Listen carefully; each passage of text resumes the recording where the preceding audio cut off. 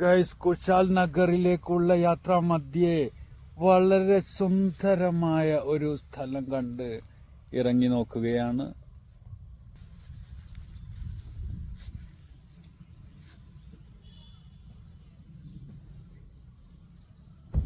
ഇതാ ആമ്പൽക്കുളം.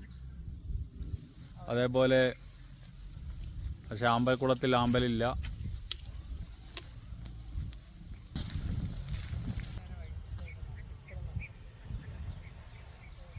തൊട്ടടുത്ത് വിശാലമായ വയൽ.